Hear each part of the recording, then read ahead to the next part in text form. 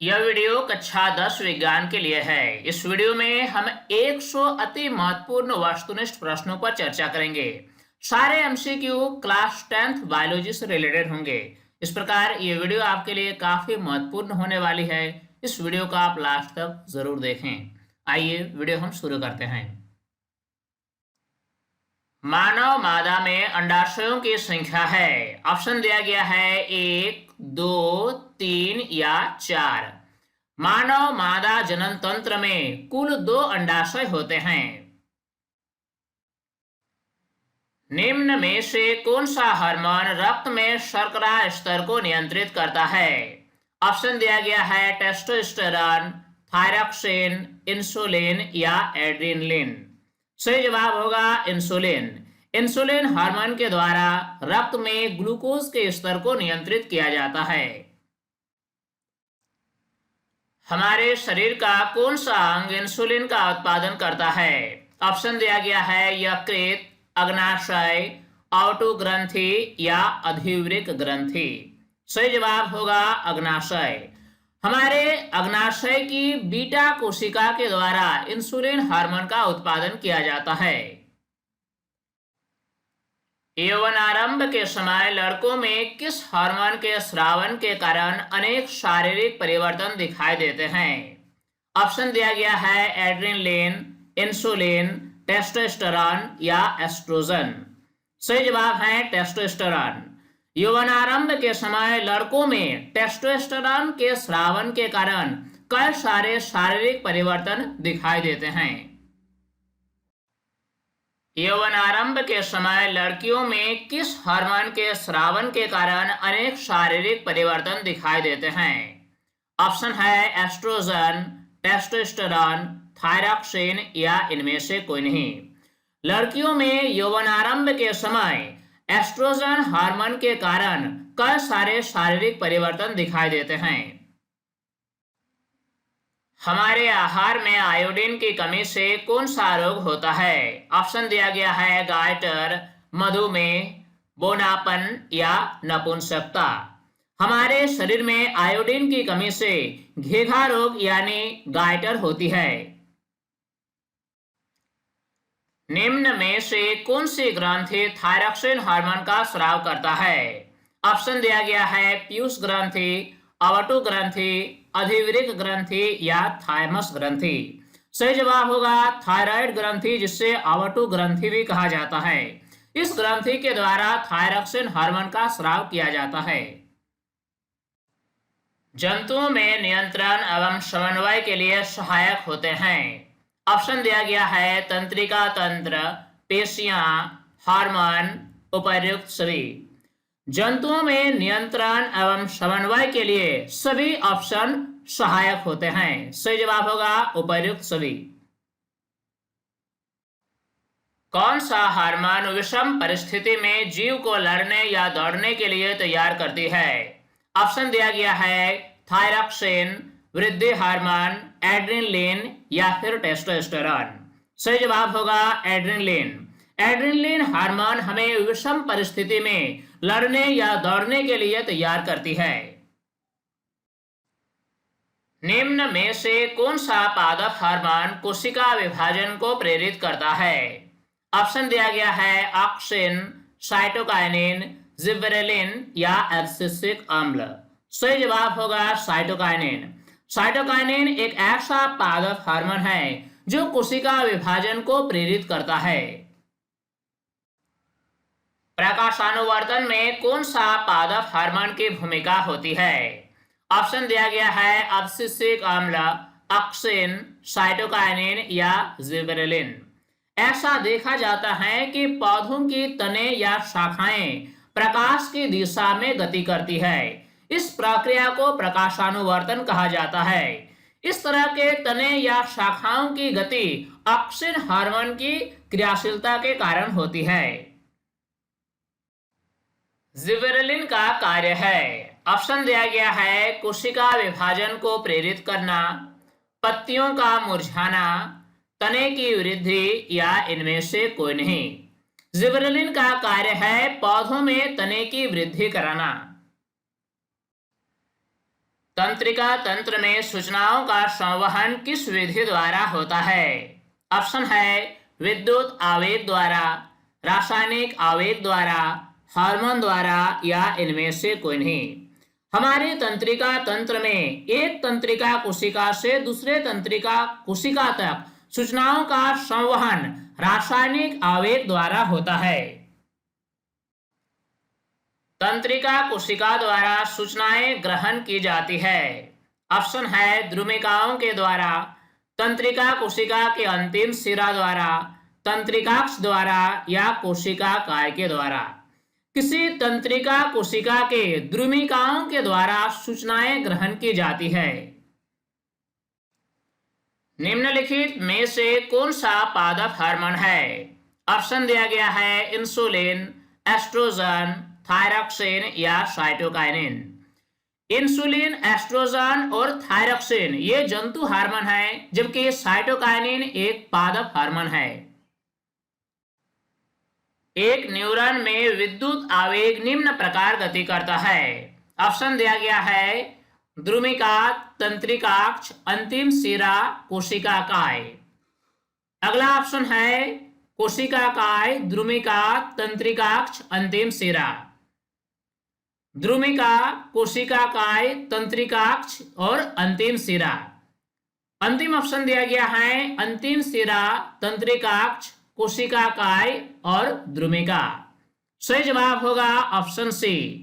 एक न्यूरॉन में विद्युत आवेग इस प्रकार गति करती है कि पहले सूचनाएं एकत्र की जाती है द्रुमिका के द्वारा, फिर यह सूचना पहुंचती है कोशिका काय में, फिर तंत्रिकाक्ष और उसके बाद अंतिम सिरा तक पहुंचती है। थायरॉक्सिन हार्मोन स्रावित होने के लिए कौन सा तत्व अति आवश्यक है? ऑप्शन है आयरन, आयोडीन, कार्बन या सोडियम। थायरॉक्सिन हार्मोन का एक प्रमुख अवयव है आयोडीन, इसलिए थायरॉक्सिन हार्मोन स्रावित होने के लिए आयोडीन अति महत्वपूर्ण तत्व है। केंद्रीय तंत्रिका तंत्र के भाग होते हैं। ऑप्शन दिया गया है कपाल और मेरुरज्जु, मस्तिष्क और मेरुरज्जु, अंतस्रावी ग्रंथियां या फिर उपरोक्त सभी।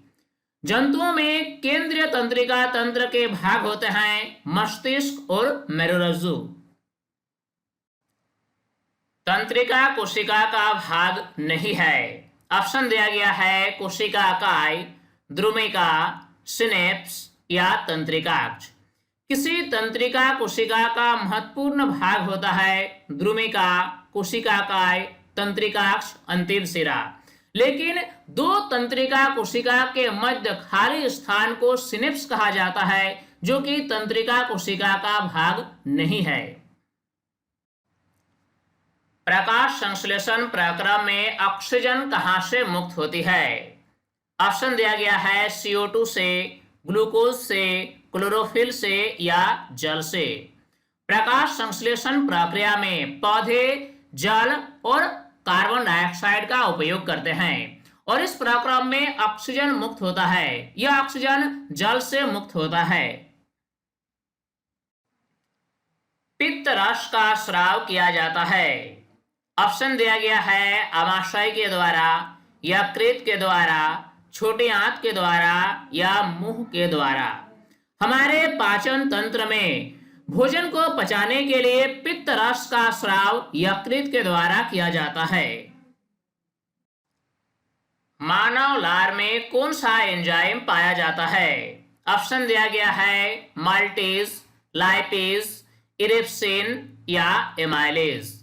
मानव मुंह में स्थित लार ग्रंथियों के द्वारा लार का स्राव किया जाता है। इस लार में एक महत्वपूर्ण एंजाइम पाया जाता है जिसका नाम है एमाइलेज, जो कि स्टार्च के पाचन में मददगार होते हैं।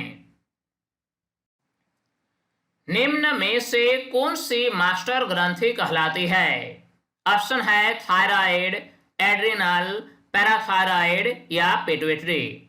पिट्यूटरी ग्रंथि को ही मास्टर ग्रंथि कहा जाता है क्योंकि ये बाकी ग्रंथियों को नियंत्रित करता है। जैव अनिम्नीकरणीय पदार्थ का उदाहरण है। ऑप्शन दिया गया है वाहित मलजल, DDT, सूखी पत्ती या कागज। डीडीटी एक घातक रसायन है जिसका उपयोग कृषि में किया जाता है। यह एक जैव अनिम्नीकरणीय पदार्थ है क्योंकि इसका विघटन लंबे समय तक नहीं होता है और यह पर्यावरण को काफी हानि पहुंचाता है। चोट लगे स्थान पर रक्त के मार्ग को थक्का बनाकर अवरुद्ध करता है। ऑप्शन दिया गया है डब्ल्यूबीसी, आरबीसी, लसिका या प्लेटलेट्स। हमारे रक्त में पाए जाने वाले प्लेटलेट्स का विशेष भूमिका होता है। यह चोट लगे स्थान पर रक्त के मार्ग को थक्का बनाकर अवरुद्ध करता है जिससे अनावश्यक रक्त की हानि नहीं होती है। यानी सही जवाब होगा ऑप्शन डी, प्लेटलेट्स। वृक्क यानी किडनी के संरचनात्मक एवं क्रियात्मक इकाई क्या है? ऑप्शन दिया गया है बोमेन संपुट, मूत्रवाहिनी, ग्लोमेरुलस या नेफ्रॉन। हमारे किडनी की संरचनात्मक और क्रियात्मक इकाई है नेफ्रॉन। हाइड्रोक्लोरिक अम्ल किस एंजाइम की क्रिया को सुगम बनाता है? ऑप्शन दिया गया है पेप्सिन, एमाइलेज, लाइपेज या ट्रिप्सिन। हमारे आमाशय के द्वारा हाइड्रोक्लोरिक अम्ल का स्राव किया जाता है। यह माध्यम को अम्लीय बनाता है। हाइड्रोक्लोरिक अम्ल का विशेष कार्य है कि ये पेप्सिन नामक एंजाइम की क्रियाशीलता को सुगम बनाता है जो कि प्रोटीन के पाचन के लिए उत्तरदायी है। विटामिन ए की प्रचुर मात्रा पाई जाती है। ऑप्शन है हरी सब्जियों में, गाजर में, आंवला में या मूली में। गाजर में प्रचुर मात्रा में विटामिन ए पाया जाता है।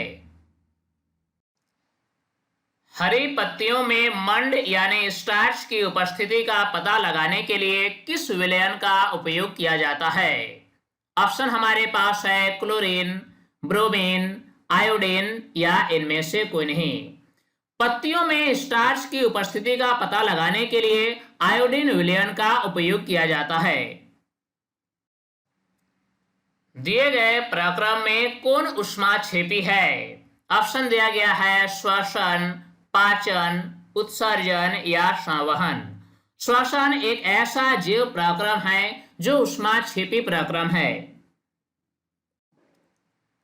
अमीबा अपने किस अंग से भोजन ग्रहण करता है?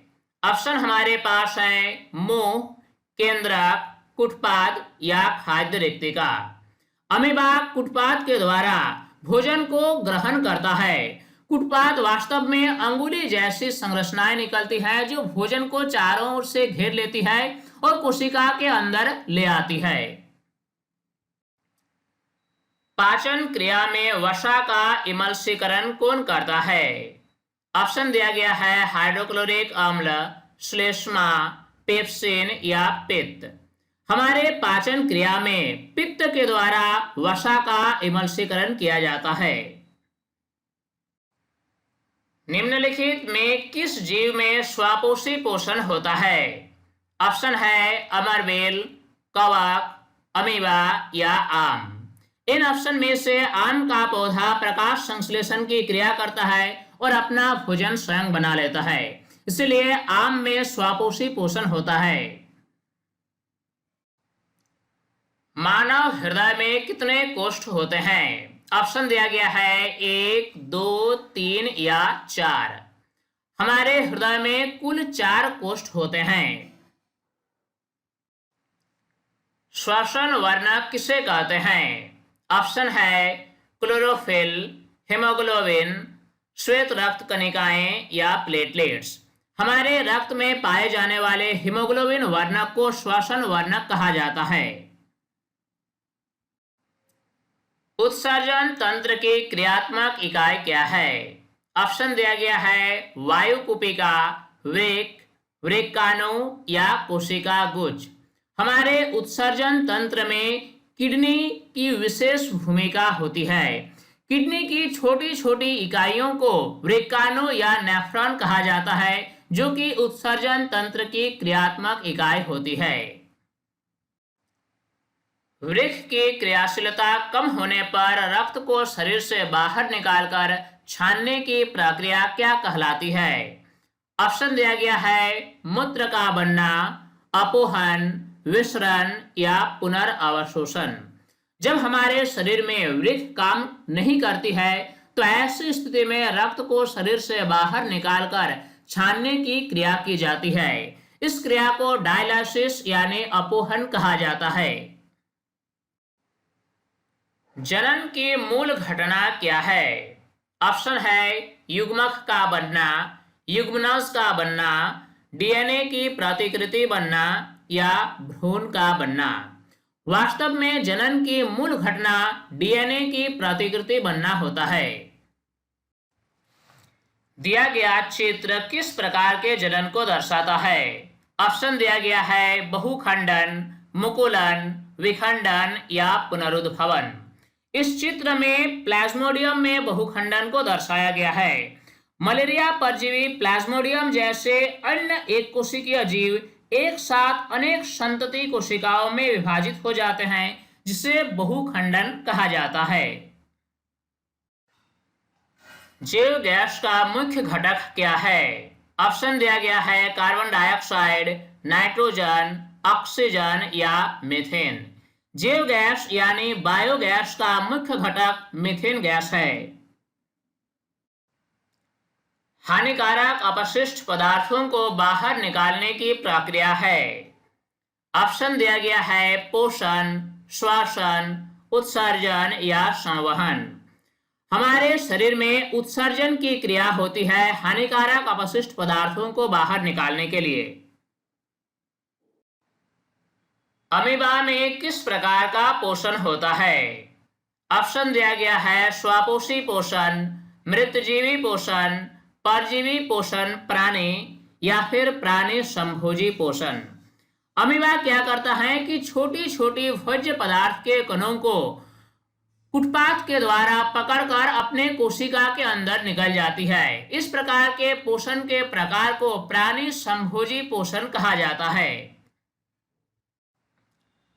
लार में कौन एंजाइम पाया जाता है? ऑप्शन दिया गया है टाइलिन, पेप्सिन, ट्रिप्सिन या लाइपेज।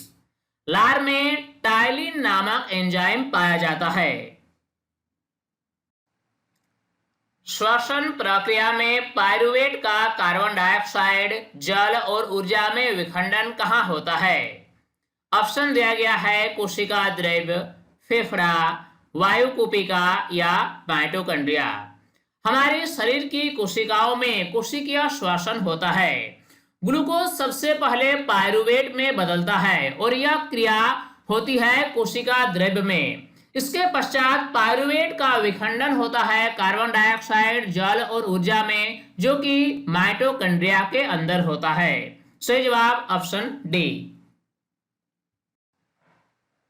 जीवों को अपना अस्तित्व बनाए रखने के लिए कौन प्रक्रिया आवश्यक है? ऑप्शन है पोषण, श्वसन, जनन या नियंत्रण।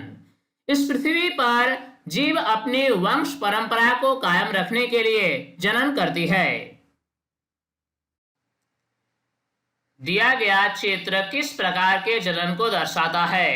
ऑप्शन दिया गया है मुकुलन, विखंडन, द्विखंडन या पुनरुद्भवन। इस चित्र में प्लेनेरिया के जनन को दर्शाया गया है। इस प्रक्रिया में क्या होता है कि प्लेनेरिया का एक जीव कई टुकड़ों में किसी कारणवश विभाजित हो जाती है। इसमें प्रत्येक टुकड़े एक स्वतंत्र जीव के रूप में विकसित हो जाती है। इस प्रकार के जनन को पुनरुद्भवन कहा जाता है। परागकण का एक पुष्प से दूसरे पुष्प पर स्थानांतरित होना क्या कहलाता है? ऑप्शन दिया गया है निषेचन, परागन, अंकुरन या संलयन। पौधों में लैंगिक जनन के दौरान फूल के नर जनन अंग से मादा जनन अंग की ओर परागकणों का स्थानांतरण होता है। इस प्रक्रम को परागन कहा जाता है। भ्रूण को मां के गर्भाशय की किस भाग से पोषण मिलता है? दिया गया ऑप्शन है प्लेसेंटा, डिंब वाहिनी, ग्रीवा या अंडाशय। भ्रूण को मां के गर्भाशय की प्लेसेंटा से पोषण मिलता है। परागकोश में होते हैं ऑप्शन है बाह्यदल, अंडाशय, अंडक या परागकण। पुष्प के परागकोश में परागकण पाए जाते हैं। नेत्र के किस भाग में प्रतिबिंब का निर्माण होता है? ऑप्शन है दृष्टिपटल, स्वच्छमंडल, परितारिका या पुतली। नेत्र के दृष्टिपटल यानी रेटिना में प्रतिबिंब का निर्माण होता है। निकट दृष्टि दोष को किस लेंस द्वारा दूर किया जा सकता है? ऑप्शन है उत्तल, अवतल, द्विफोकसी या इनमें से कोई नहीं। निकट दृष्टि दोष को सुधार करने के लिए अवतल लेंस का उपयोग किया जाता है। दिए गए किस जैव प्रक्रम से हमें ऊर्जा मिलती है? ऑप्शन है श्वसन, पाचन, उत्सर्जन या संवहन। श्वसन प्रक्रम के द्वारा हमें ऊर्जा प्राप्त होती है। अमीबा अपने किस अंग में भोजन का पाचन करता है? ऑप्शन है मुंह, केंद्रक, कुटपात या खाद्य रिक्तिका। अमीबा एक कोशिकीय जीव है। इसमें भोजन का पाचन खाद्य रिक्तिका के अंदर होता है। पाचन क्रिया में आमाशय में कौन प्रोटीन का पाचन करता है? ऑप्शन दिया गया है हाइड्रोक्लोरिक अम्ल, श्लेष्मा, पेप्सिन या पित्त। हमारे आमाशय में पेप्सिन एंजाइम का स्राव किया जाता है और यही पेप्सिन एंजाइम प्रोटीन के पाचन के लिए उत्तरदायी होता है। निम्नलिखित में किस जीव में प्राणी संभोजी पोषण होता है? ऑप्शन दिया गया है अमरवेल, कवक, अमीबा या आम। इन सारे ऑप्शन में से अमीबा में प्राणी संभोजी पोषण होता है। इस पोषण विधि में ठोस खाद्य पदार्थ को शरीर के अंदर निगला जाता है, जो कि अमीबा में होता है। निम्नलिखित में कौन भोजन के माध्यम को क्षारीय करता है? ऑप्शन दिया गया है क्लोरोफिल, हेमोग्लोबिन, श्वेत रक्त कणिकाएं या पित्त। हमारे पाचन तंत्र में यकृत के द्वारा पित्त का स्राव किया जाता है, जो भोजन के माध्यम को क्षारकीय करता है। सही जवाब ऑप्शन डी। कौन कार्य वाष्पोत्सर्जन के द्वारा नहीं होता है? ऑप्शन है जल के अवशोषण एवं जड़ से पत्तियों तक जल तथा खनिज लवण के संवहन ऊपरी मुखी गति में सहायक। अगला ऑप्शन है यह पौधों में ताप का नियमन करता है। यह जाइलम में जल की गति के लिए प्रेरक बल प्रदान करता है। अगला ऑप्शन दिया गया है यह भोजन का संवहन करता है। पौधों में वाष्पोत्सर्जन काफी लाभदायक है क्योंकि यह जल के अवशोषण में सहायक होते हैं। यह पौधों के शरीर के ताप को नियंत्रित करता है। साथ ही साथ जाइलम में जल की ऊपरी गति को प्रेरक बल प्रदान करता है, लेकिन यह भोजन का संवहन नहीं करता है। यानी सही जवाब होगा ऑप्शन डी। निम्नलिखित में कौन एकलिंगी पौधा है? ऑप्शन दिया गया है आम, पपीता, सरसों या गुड़हल। एकलिंगी पौधा यानी ऐसे पौधे को कहा जाता है जिसमें किसी खास पौधे में एक विशेष लिंग का ही फूल होता है। कहने का मतलब यह हुआ कि किसी पौधे में नर पुष्प होता है तो किसी दूसरे पौधे में मादा पुष्प होता है। इस तरह के पौधे को एकलिंगी पौधा कहा जाता है। इसका सबसे अच्छा उदाहरण है पपीता, क्योंकि पपीता के एक पौधे में नर और मादा दो लिंग का फूल होना संभव नहीं है।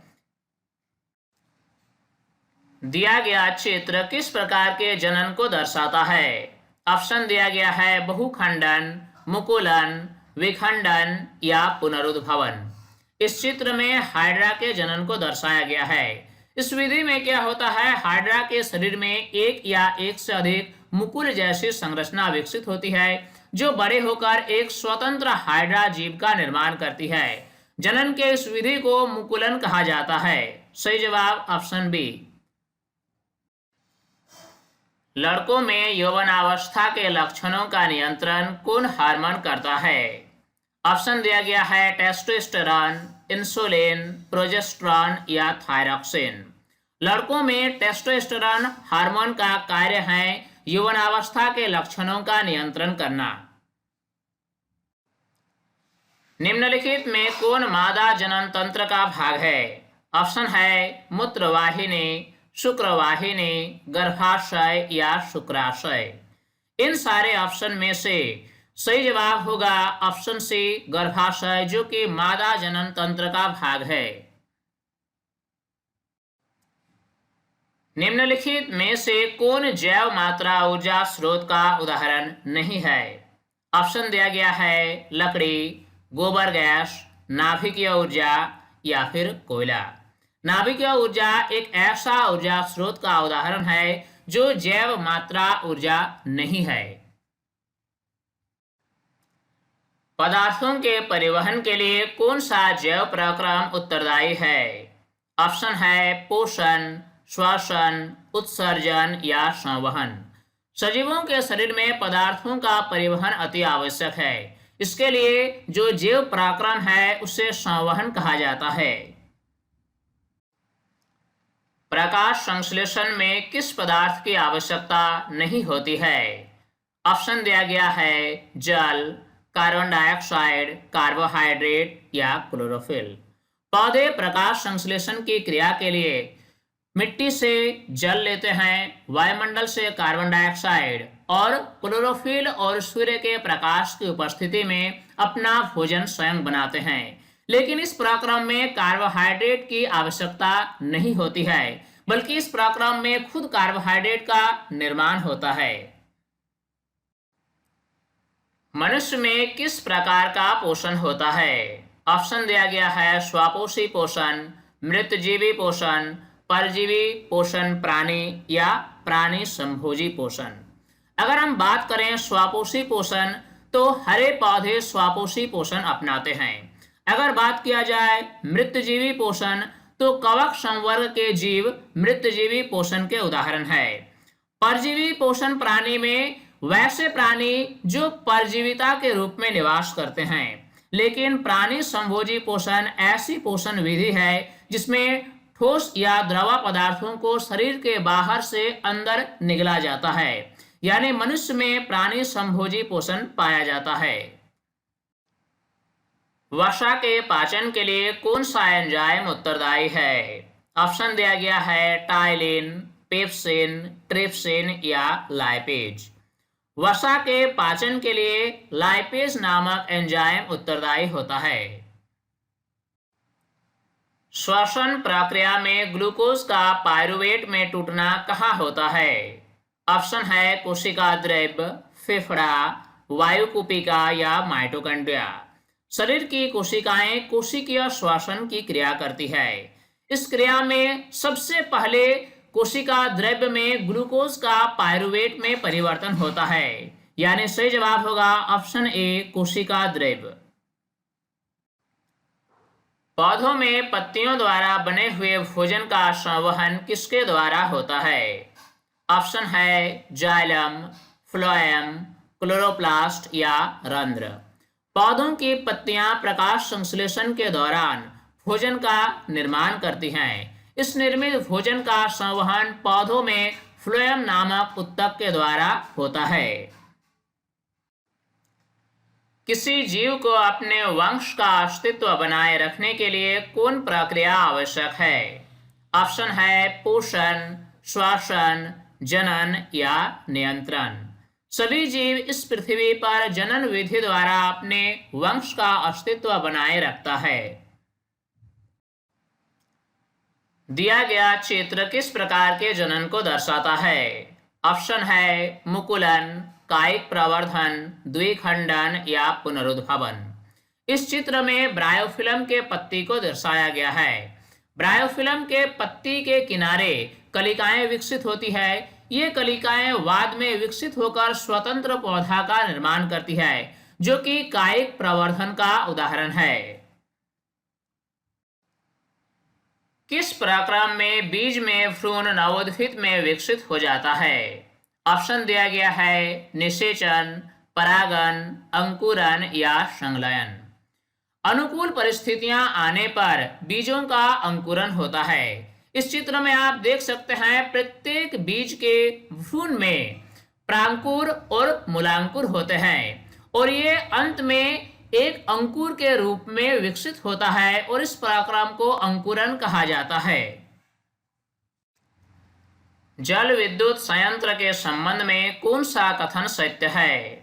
ऑप्शन दिया गया है यह अनवीकरणीय ऊर्जा स्रोत है, इसमें जीवाश्म ईंधन का उपयोग होता है, इस संयंत्र के निर्माण से पारिस्थितिक तंत्र नष्ट हो जाता है, या फिर इसमें गोबर का उपयोग किया जाता है। अगर हम बात करें पहले ऑप्शन की तो इसमें लिखा गया है यह अनवीकरणीय ऊर्जा स्रोत है, जो कि असत्य कथन है क्योंकि जल विद्युत संयंत्र एक नवीकरणीय ऊर्जा स्रोत है। इसी प्रकार दूसरे कथन में कहा गया है इसमें जीवाश्म ईंधन का उपयोग होता है, जो कि एक असत्य कथन है क्योंकि जल विद्युत संयंत्र में कोई भी जीवाश्म ईंधन का उपयोग नहीं होता है। ऑप्शन सी एक सत्य कथन है क्योंकि इसके निर्माण से पारिस्थितिक तंत्र नष्ट हो जाता है। ऑप्शन डी एक असत्य कथन है क्योंकि इसमें गोबर का उपयोग नहीं किया जाता है। अर्थात प्रश्न का सही जवाब होगा ऑप्शन सी।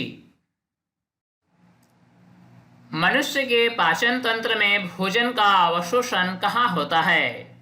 ऑप्शन हमारे पास है आमाशय, छोटी आंत, बड़ी आंत या यकृत।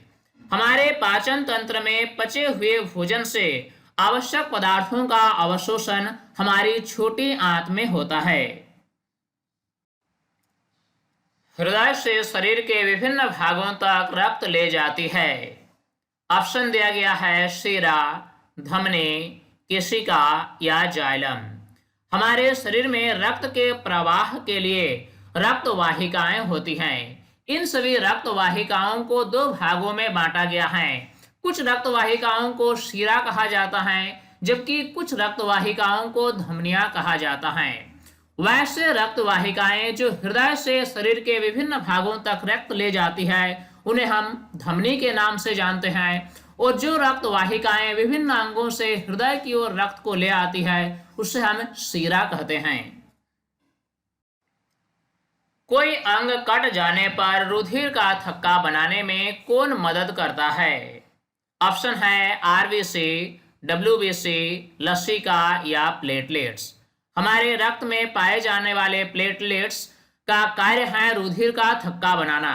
अगर किसी कारण से अंग कट जाए तो ऐसी परिस्थिति में रक्त में मौजूद प्लेटलेट्स रुधिर का थक्का बनाकर रक्त के अनावश्यक बहाव को रोक देता है। सही जवाब होगा प्लेटलेट्स। पादप के वायवीय भागों द्वारा वाष्प के रूप में जल की हानि क्या कहलाता है? ऑप्शन हमारे पास है परिवहन, स्थानांतरण, वाष्पोत्सर्जन या उत्सर्जन। पौधों के शरीर के वायवीय भागों से जल का लगातार ह्रास होते रहता है। जल का यह ह्रास वाष्प के रूप में होता है और इस जैव प्रक्रम को वाष्पोत्सर्जन कहा जाता है। प्रकाश संश्लेषण का मुख्य उत्पाद क्या है? ऑप्शन है कार्बोहाइड्रेट, ऑक्सीजन, कार्बन डाइऑक्साइड या जल।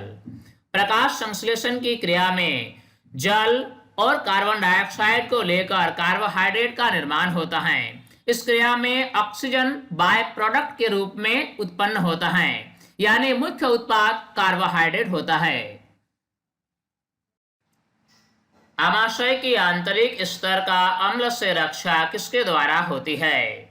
ऑप्शन दिया गया है श्लेष्मा, पेप्सिन, पित्त या जठर रस। जैसा कि हम जानते हैं कि हमारी आमाशय हाइड्रोक्लोरिक अम्ल का स्राव करती है, लेकिन आमाशय के आंतरिक स्तर का अम्ल से रक्षा श्लेष्मा करती है। निम्नलिखित में किस जीव का क्षुद्रांत्र सबसे लंबा होता है? ऑप्शन है मनुष्य, कुत्ता, गाय या शेर। शाकाहारी जंतुओं का क्षुद्रांत्र यानी छोटी आंत सबसे लंबा होता है, लेकिन मांसाहारी जंतुओं का क्षुद्रांत छोटा होता है। इन सारे ऑप्शन में से गाय एक शाकाहारी जंतु है, इसीलिए गाय का क्षुद्रांत सबसे लंबा होगा। अमीबा में किस प्रकार का जनन होता है? ऑप्शन दिया गया है विखंडन, मुकुलन, पुनरुद्भवन या द्विखंडन। अमीबा के जनन में क्या होता है? अमीबा की कोशिका दो भागों में बढ़ जाती है और इस प्रकार के जनन विधि को द्विखंडन विधि द्वारा जनन कहा जाता है। पर्तन, कलम, रोपण इत्यादि किस प्रकार की जनन की विधि है? ऑप्शन है मुकुलन, कायिक प्रवर्धन, लैंगिक जनन या बीजाणु समासंग। जब पौधों में जनन की क्रिया उनके कायिक भागों से होती है, जैसे कि पत्ती, जड़, तना इत्यादि, तो इस प्रकार के जनन की विधि को कायिक प्रवर्धन कहा जाता है। निम्नलिखित में कौन पादप का मादा जनन अंग के भाग है? ऑप्शन दिया गया है परागकोश, अंडाशय, तंतु या पुंकेसर। फूलों में अंडाशय मादा जनन अंग का भाग होता है। निम्नलिखित में कौन लैंगिक संचरण रोग है? ऑप्शन हमारे पास है कैंसर, टाइफाइड, गोनोरिया या कोरोना। इन सारे बीमारियों में से गोनोरिया एक लैंगिक संचरण रोग है। कवक में पोषण की विधि है। ऑप्शन दिया गया है स्वपोषी पोषण, मृतजीवी पोषण, समभोजी पोषण या इनमें से कोई नहीं। कवक के अंतर्गत आने वाले जीवों की पोषण विधि है मृतजीवी पोषण। ऐसे पोषण में क्या होता है कि कवक ऐसे स्थान पर उगाते हैं जहां सड़े गले पदार्थों की मात्रा अधिक होती है और इस प्रकार सड़े गले पदार्थों में उपस्थित भोज्य पदार्थों का भोजन के रूप में उपयोग कवक करते हैं, इसलिए कवक में मृतजीवी पोषण होता है। मत्स्य का श्वसन अंग क्या है? ऑप्शन है फेफड़ा, त्वचा, गिल्स या ट्रैकिया। मत्स्य अपने गिल्स के द्वारा श्वसन की क्रिया करते हैं। कुठपाद किसमें पाया जाता है? ऑप्शन दिया गया है पैरामेशियम, यूग्लिना, अमीबा या इनमें से कोई नहीं। सही जवाब होगा अमीबा। अमीबा में कुठपाद पाया जाता है। इस चित्र में आप देख सकते हैं कि खाद्य पदार्थ के कण को पकड़ने के लिए अमीबा कुठपाद का इस्तेमाल करता है। साथ ही साथ कुठपाद के मदद से अमीबा गति भी कर सकता है। मानव लार में उपस्थित एमिलेज किसके पाचन में सहायक है? ऑप्शन है प्रोटीन, वसा, मंड या सभी प्रकार के कार्बोहाइड्रेट। हमारे लार में एमिलेज नामक एंजाइम पाया जाता है जो कि मंड यानी स्टार्च के पाचन में सहायक होते हैं। जठर ग्रंथियों के द्वारा स्रावित अम्ल है। ऑप्शन है हाइड्रोक्लोरिक अम्ल, सल्फ्यूरिक अम्ल, लैक्टिक अम्ल या इनमें से कोई नहीं। अमाशय में जठर ग्रंथियां पाई जाती हैं जो हाइड्रोक्लोरिक अम्ल का स्राव करती है। पेप्सिन एंजाइम किस माध्यम में क्रियाशील होता है? ऑप्शन है क्षारकीय माध्यम, अम्लीय माध्यम, उदासीन माध्यम या सभी माध्यम। अमाशय के द्वारा पेप्सिन एंजाइम का स्राव किया जाता है और यह अम्लीय माध्यम में क्रियाशील होता है क्योंकि हमारे अमाशय में हाइड्रोक्लोरिक अम्ल की प्रधानता होती है। मानव पाचन तंत्र में किसका पाचन नहीं हो सकता है? ऑप्शन दिया गया है मंड, लैक्टोज, फ्रुक्टोज या सेलुलोज। हमारे पाचन तंत्र में सेलुलोज का पाचन नहीं हो सकता है क्योंकि मानव पाचन तंत्र में सेलुलोज को पचाने के लिए कोई भी एंजाइम नहीं पाया जाता है। फ्लोएम ऊतक द्वारा कार्बोहाइड्रेट का परिवहन किस रूप में होता है? ऑप्शन है फ्रक्टोज, लैक्टोज, सुक्रोज या ग्लूकोज। पौधों में खाद्य पदार्थों का परिवहन फ्लोएम नामक ऊतक के द्वारा होता है। इस ऊतक में कार्बोहाइड्रेट का परिवहन सुक्रोज के रूप में होता है। रक्त के लाल रंग का कारण है। ऑप्शन है थ्रोम्बिन की उपस्थिति, हीमोग्लोबिन की उपस्थिति, थ्रोम्बोप्लास्टिन की उपस्थिति या फाइब्रिन की उपस्थिति। रक्त में हीमोग्लोबिन पाया जाता है और इसी की उपस्थिति के कारण ही रक्त का रंग लाल होता है। सरीसृप के हृदय में होता है। ऑप्शन है एक अलिंद एवं एक निलय, एक अलिंद एवं दो निलय, दो अलिंद एवं एक निलय, दो अलिंद एवं दो निलय। सरीसृप यानी रेंगने वाले जंतु। इस प्रकार के जंतु के हृदय में 3 कोष्ठ होते हैं, 2 अलिंद और 1 निलय होता है। सही जवाब ऑप्शन सी। हीमोग्लोबिन को लाल रंग देता है। ऑप्शन है मैग्नीशियम, लोहा, तांबा या इनमें से कोई नहीं। लोहा हीमोग्लोबिन का एक प्रमुख अवयव है और हीमोग्लोबिन में लोहा की उपस्थिति के कारण ही इसका रंग लाल होता है। रक्तचाप मापने वाले यंत्र को क्या कहते हैं? ऑप्शन है स्फाइग्मोमैनोमीटर, स्टेथोस्कोप, डायलाइजर या इनमें से कोई नहीं। रक्तचाप यानी ब्लड प्रेशर को मापने वाले यंत्र को स्फाइग्मोमैनोमीटर के नाम से जाना जाता है। पाचन क्रिया में प्रोटीन विघटित होता है।